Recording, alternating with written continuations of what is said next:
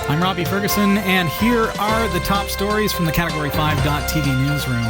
Europe has begun to roll out a data superhighway in orbit above the Earth. The first node in the network is a telecommunications satellite that was launched from Kazakhstan. It will use a laser to gather pictures of the planet taken by other spacecraft and then relay them back to the ground. One benefit will be to put information on natural disasters such as flooding, earthquakes, into the hands of emergency responders far faster than is previously possible. Currently, it can take hours to get the pictures down to Earth from observation satellites. Part of the reason for that is because the spacecraft can only transmit when they are passing over a receiving dish. And in a 90-minute orbit, they only have about a 10-minute window. The European Space Agency's answer is to fire the pictures upward instead via a laser to another satellite much higher in the sky, and that one has a constant view of the ground station. The agency recently put up 2 Earth observers that are equipped with optical transmission equipment. These will now be able to offload their data through the new relay satellite, which is going to be positioned 36,000 kilometers above the equator at 9 degrees east. With a successful connection, data will move at a rate of up to 1.8 gigabits per second. Testing by Airbus Defence and Space shows it should be possible for the system to put pictures on the desk of the people who need them within 20 minutes of those images being acquired. A British firm that claims to have come up with a solution to the issue of bulk password theft has announced £1 million in funding to launch its product. Silicon Safe. They have designed a special box. It's a piece of hardware which stores passwords separate to the network. Last year, there were high-profile hacks from firms including TalkTalk, Ashley Madison, VTech, and all of those exposed millions of users' passwords. The founders of Silicon Safe, Dr. Will Harwood and Roger Gross, initially came up with the solution, dubbed Password Protect, as an academic exercise. They quickly saw that there was a commercial potential for their idea. Now, software is prone to bugs and flaws, so their first step was to design bespoke hardware, effectively hard-coding a chip, and making sure that it did not run an operating system or any other conventional software. And this design, the founders claim, makes it impenetrable via conventional attack routes. The box is designed to be secure and has only one purpose, specifically to store passwords.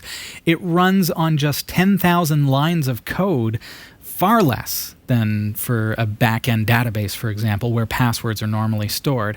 There is no conventional interface with the back-end systems, although it does allow web servers to send login credentials to the system in order to authenticate passwords, but it does not, in fact, at any point reveal those passwords. Dr. Harwood admits that hackers able to gain access to the back-end database of organizations could interrogate the box, but he has built in a safety feature. After just 4 attempts to authenticate the password, the account will be flagged and system administrators will be notified. The Cambridge startup remains confident in its solution, and last year it launched a hacker challenge inviting anyone to steal 100 unencrypted passwords from the system.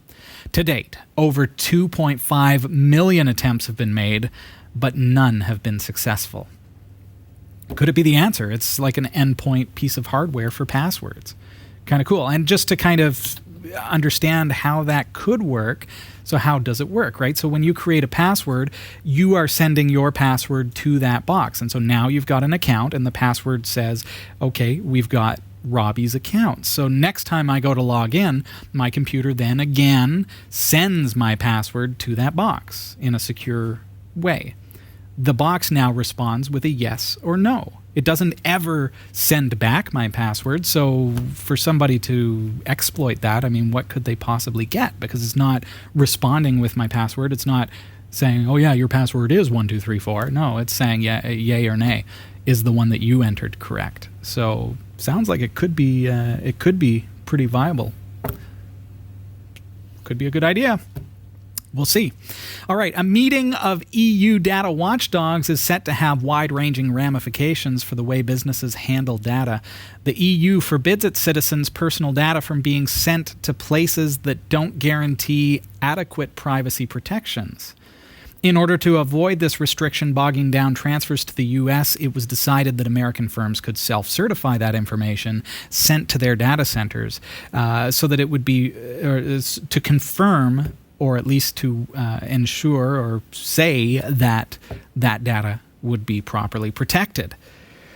The pact made it relatively easy for companies to send personal information from Europe to data centers in the U.S. for processing, but in light of information exposed by Edward Snowden, an Austrian privacy campaigner had asked Ireland's data regulators to audit what information Facebook might be sharing with the NSA.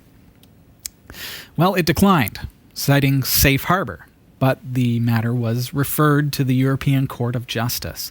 And last October, that court invalidated the decision to enable safe harbor. So regulators need to decide how to act in light of this decision, and lawmakers are still negotiating a replacement trade deal. But their determination could affect tech giants, including Google, Apple, Facebook, all these whose cloud services rely on such transfers, as well as thousands of smaller businesses who have outsourced payroll processing, for example, and other tasks to U.S.-based organizations. Maybe you use Amazon Cloud Services or something like that. Well, here's the thing.